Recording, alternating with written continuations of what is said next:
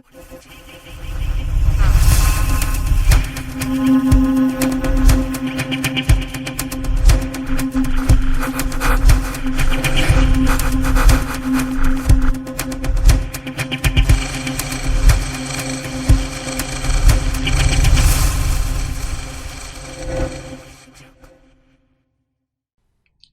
salam perlindungan bersama Bang Eko Ngopi. Pagi ini kita sudah kehadiran dua orang tamu spesial kita, yaitu ada Kak Ros, dan Kak Ros ini bukan Kak Ros yang ada di kartun Ipin dan Upin, tapi adalah Ibu Rosmaini yang merupakan Ketua Lembaga Perlindungan Perempuan dan Anak Riau yang akhir-akhir ini konsen dan fokus membantu kawan-kawan kita, adik-adik kita, anak-anak kita untuk melakukan pendampingan terhadap kasus-kasus yang mereka ataupun kekerasan-kekerasan yang mereka hadapi. Dan alhamdulillah pagi ini juga sudah hadir Bapak Dr. Kasmanto Rinaldi.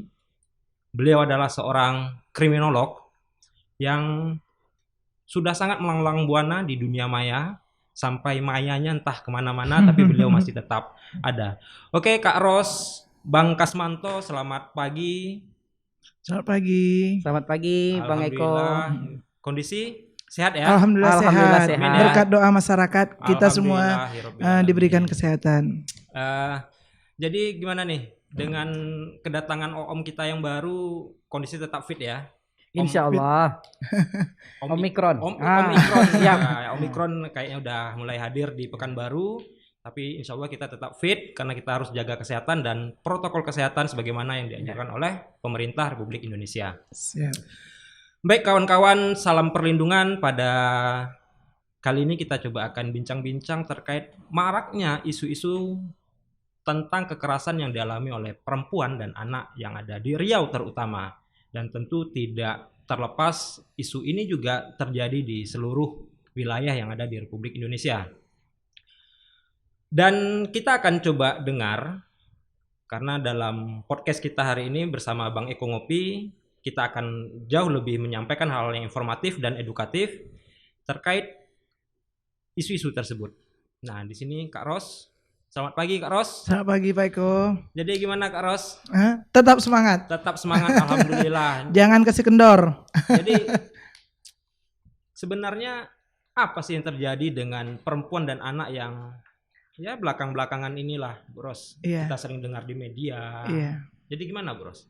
Banyak faktor yang membelakangi terjadinya kekerasan terhadap perempuan dan anak. Tapi kita juga menyampaikan kepada masyarakat, jangan hanya karena faktor ekonomi orang tua tega memukul anak.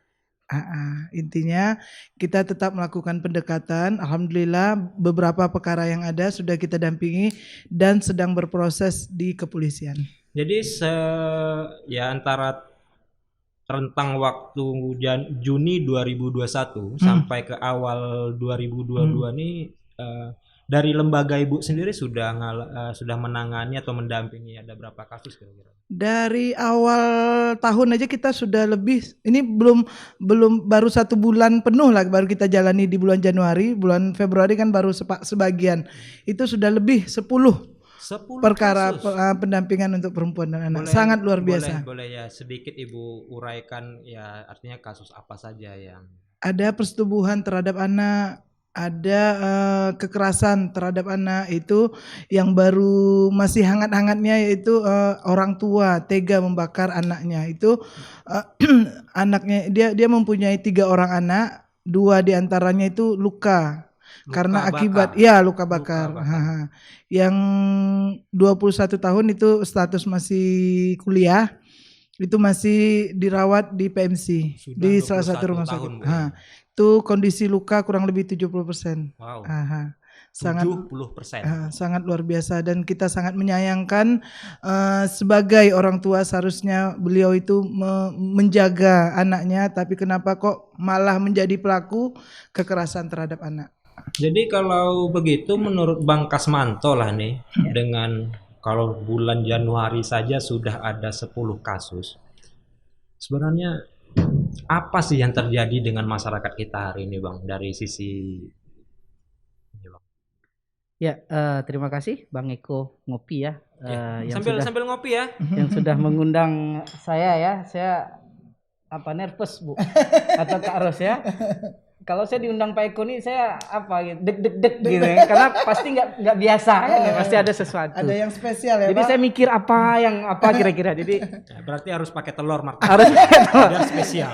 Jadi ada kebanggaan tersendiri ketika saya diundang beliau dan bisa hadir menyapa, ketemu dengan teman-teman dari Lembaga Bantuan Perlindungan Perempuan dan Anak dan teman-teman juga teman-teman yang menyaksikan kegiatan ini.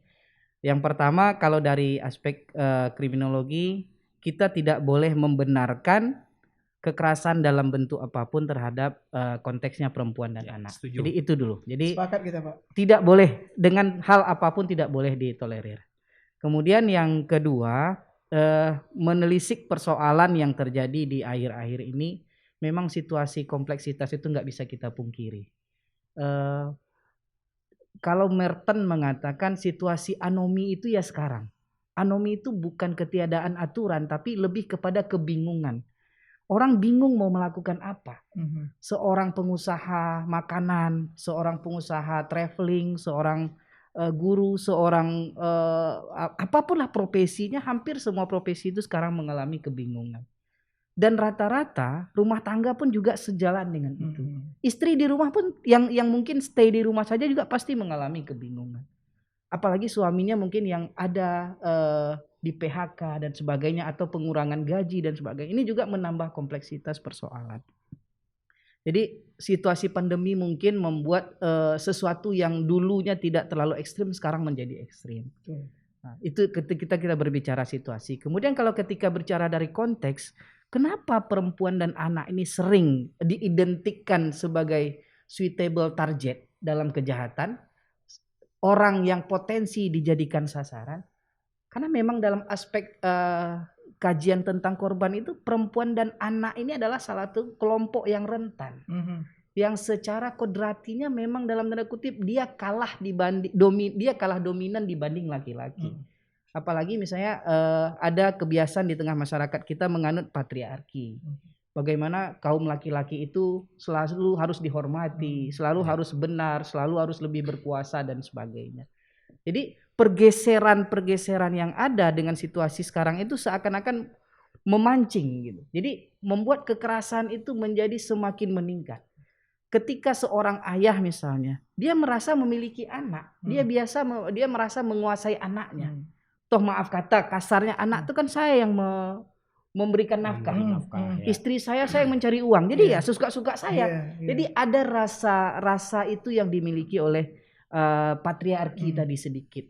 Jadi ketika tidak berimbang filterisasi dari seorang laki-laki tadi gitu, ketika merasa saya kan punya uang, saya kan punya rumah nih, saya yang siapkan semua. Kalian makan dari gaji saya kan kira. Ketika itu tidak mampu dia imbangi dengan peran dia sebagai seorang suami dan sebagai seorang ayah yang sudah dia ucapkan. Kalau dalam Islam ketika dia akad nikah, ada perjanjian, ada serah terima, bahasa kasarnya lah ya, ijab dia kepada orang tua, izin mengambil alih tanggung jawab anak gadis orang. Kemudian ketika dia mendengar anaknya lahir ke dunia, apa perasaan dia terhilang di situ. Jadi rasa ego dia tadi, kekuasaan dia tadi bisa menghilangkan kondisi yang tadi. Jadi ketika ini yang dimiliki oleh laki-laki, cenderung sedikit saja persoalan di tengah-tengah keluarga, ya dia akan lebih mengedepankan kekerasan dibanding persoalan. Padahal keluarga lain juga mengalami hal yang sama. Jadi lebih kepada persoalan hari ini menggerus janji suci. Kira-kira seperti itu, Pak Eko. Jadi sebenarnya kalau kita boleh kaji ke belakang, sebenarnya persoalan ekonomi, persoalan kehidupan sosial juga kan pada masa lalu sudah terjadi. Mereka alami juga. Kemudian hari ini banyak yang berpandangan bahwa faktor pandemi, faktor artinya orang gelisah, kita ikut gelisah. Artinya kan di situ ada memang posisi psikis individu yang terganggu. Nah, kalau dari sisi Bu Ros, atau selama ini apakah pelaku selalu menjadikan itu alasan untuk mereka berbuat kekerasan?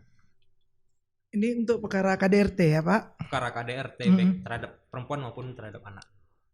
Kalau KDRT kurang lebih 3-40% mereka alasannya seperti Selalu itu. beralasan Iya, pada ekonomi. iya, karena tekanan, desakan dari keluarga, nanti dia mukul anak dan istrinya pun mukul, suaminya mukul istri, nanti istrinya kemana mau dilampiaskan tentu ke anak lagi sasarannya. Gitu. Jadi kalau misalnya itu tadi KDRT, kalau terkait kasus misalnya ya, kan ada pelecehan seksual Pencabulan. dan lain sebagainya, pencabulan itu gimana gitu? Pencabulan itu rata-rata orang terdekat ya Pak ya. Iya. Nah, pelakunya itu orang terdekat.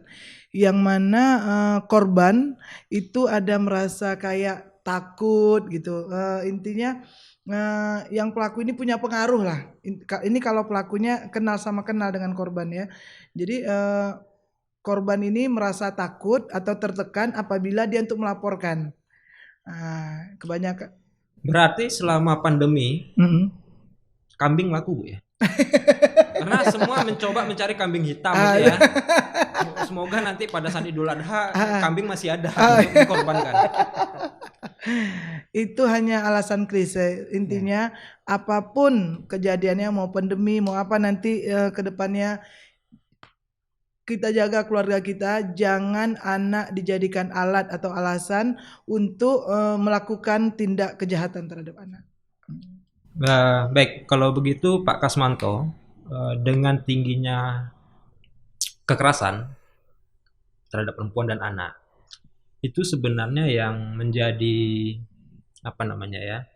Apakah mereka memang tidak punya pengetahuan, atau mereka tidak tahu dengan hukum dan aturan yang berlaku, atau memang mereka tidak peduli, atau gimana tuh kira-kira Pak Kasmanto? Ya, jadi ini sebetulnya yang terlupakan ya, Bang Eko. Jadi saya ada melakukan penelitian terkait dengan perannya, salah satu peran apa ya, screening pranikah itu. Jadi kenapa saya melihat, karena dalam crime prevention, pencegahan kejahatan itu kan di awal. Jadi ketika saya mau menikah dengan seorang perempuan, kalau dalam ini ya perkawinan Islamnya ya, kan ada kegiatan-kegiatan di kantor KUA lah ya, bahasanya screening. Di sana screening itu saya rasa perlu, tidak hanya sebatas administratif saja, tapi perlu di sana dilatih bagaimana Anda siap nggak menjadi seorang ayah, siap nggak menjadi seorang suami, siap nggak menjadi seorang ibu, siap nggak menjadi seorang istri, dan nanti anak Anda kan kita nggak pernah tahu, anak bisa jadi ada yang cacat, bisa ada yang nakal dan sebagainya. Itu yang bagi saya salah satu yang bisa kita sentuh ke depannya. Jadi kita berharap nanti bagaimana di khususnya dalam perkawinan Islam, screening itu perlu kita seriuskan. Bahkan kalau memang perlu, ketika tidak lulus ya sudah, kita tidak keluarkan rekomendasi mereka untuk, daripada akan memunculkan kekerasan dalam rumah tangga, perceraian dan sebagainya yang nanti berdampak korban itu kepada keluarganya sendiri. Nah, karena ini sesuatu yang sederhana bagi kita selama ini, karena kita menganggap screening itu hanya proses saja. Proses administrasi agar bisa nikah. Ya, padahal sementara kalau kita berbicara ya, contoh misalnya saya nih, ketika menikahi seorang istri saya, kita kan membaca ijab kabul. Nah, ada penyerahan dari ayahnya, kemudian kita sambut, kemudian di sana ada beberapa hal yang menjadi perjanjian kita. Tidak ada boleh sama sekali kita menyakiti istri kita. Istri kita saja kita tidak boleh, apalagi anak kita. Apalagi anak kita tadi, yang merupakan istilahnya ya, kita nggak bisa membayangkan mungkin ada pasangan atau orang yang tidak dikaruniai anak. Begitu begitu sedihnya ternyata tidak punya keturunan. Nah, kita alhamdulillah punya anak misalnya. Kenapa kita tidak syukuri gitu? Jadi kalau dalam konteks agama ya, saya baca, jadikanlah anak itu atau istri itu sebagai amanah atau amal bagi kita ya, terutama kami laki-laki. Jadikan ketika kita memberikan nafkah istri, anggap itu amal kita. Kita memberi nafkah ke anak kita, menyayangi anak kita, bersenda gurau dengan anak kita, jadikan itu ladang amal bagi kita. Jadi jangan kita lihat, oh saya capek nih, saya banyak beban di kantor, saya baru di PHK, saya dimarahi atasan. Ketika Anda masuk ke dalam rumah, lepaskan apapun posisi Anda. Jadilah Anda seorang ayah, karena anak Anda tidak melihat Anda itu seorang A atau B. Dia tahu dia ayah dia. Ketika ayah dia bisa pegang kepalanya, dia bisa cubit, dia namanya anak-anak. Sama kayak kita Bisa kecil. kuda-kudaan. Bisa kuda-kudaan, dan makanya kita harus lepaskan. Apapun titel kita di luar, ketika kita masuk ke rumah, kita adalah seorang ayah dan seorang suami. Tapi memang benar Pak Kasmanto, sekeren-keren ini kan saya pernah juga di screening. Siap. Tapi memang dalam proses screening itu bahkan ada yang boleh tidak hadir, tapi sertifikat keluar. Hanya simbolis saja. Kemudian bahkan kalau ya memungkinkan kenal, kita bisa tidak hadir tapi sertifikat tetap keluar. Kayaknya banyak hal ya, faktor-faktor yang memang mempengaruhi tindak-tindak kekerasan seperti itu. Kalau dari sisi pengetahuan mereka secara hukum negara, hukum pidana, apa yang perlu dibenahi hari ini kalau menurut Bu Ros? Kalau hukum pidana itu kita meminta atau menyampaikanlah kepada penegak hukum agar menghukum pelaku kekerasan terhadap perempuan dan anak, diberikan hukuman yang seberat-beratnya. Tujuannya bukan kita dendam, intinya kita hanya memberi efek jerah kepada pelaku, jangan sampai mengulangi lagi dan jangan ada pelaku-pelaku yang lainnya. Itu aja. Jadi memang kita dampingi sampai mereka mendapatkan efek jerah. Tapi ketika mereka melakukan itu, Pak Kasmanto, apakah dari gimana ya? Mereka tidak mendapatkan pengetahuan ataupun ada lembaga edukasi khusus untuk memberikan pengetahuan kepada mereka bahwa melakukan ini akan dipidana seperti ini, akan diberi sanksi seperti ini. Atau memang hari ini masih lemah atau bagaimana kira-kira? Iya, jadi ketika kejahatan itu ya, biasanya kan kejahatan itu kan dilakukan ketika seseorang itu dalam tidak berpikir rasional. Dia emosional, dia kalut dan sebagainya. Ketika itu yang menguasai diri dia gitu. Jadi dia nggak sadar, dalam tanda kutip ya, kita bukan bela ya Kak Ros ya. Dia tidak sadar sejauh mana tindakan yang dia lakukan. Jadi bisa jadi dia orang terpandang, bisa jadi orang dia memahami hukum, tapi ketika penguasaan diri dia itu hilang, dia nggak sadar lagi apa yang dia lakukan. Pasti kalau kita boleh cek mungkin Kak Ros, yang membakar anak itu, ketika Kak Ros mungkin wawancara dengan dia, mungkin di saat yang tepat ya, bisa jadi dia mungkin menangis. Nangis ya Pak? Memang Karena nangis tidak, setahu saya lah ya, tidak ada orang tua yang membenci anak. Tapi situasi kadang yang mengganggu psikis seseorang. Nah, cuman makanya, tapi bagi seorang ayah Anda harus siap. Nggak bisa Anda membenarkan Anda masalah anak, pelampiasan Anda itu nggak boleh. Nggak ada benarnya, nggak bisa dibenarkan. Jadi jangan sempat kekesalan Anda itu anak yang Anda korbankan atau istri yang Anda lampiaskan. Mengenai persoalan hukum pidana, ketika undang-undang KDRT misalnya sudah ada, undang-undang itu sudah diundangkan, semua masyarakat wajib tahu. Karena undang-undang itu berlaku universal. Jangan harap misalnya datang misalnya orang ke rumah kita, ini Pak undang-undang ini. Nggak ada. Jadi masyarakat pun harus belajar. Hukum itu kan sesuatu yang hidup di masyarakat dan juga berasal dari kumpulan norma-norma sehari-hari. Toh dalam agama Islam boleh nggak? Nggak boleh juga. Dalam hukum adat kita juga nggak boleh.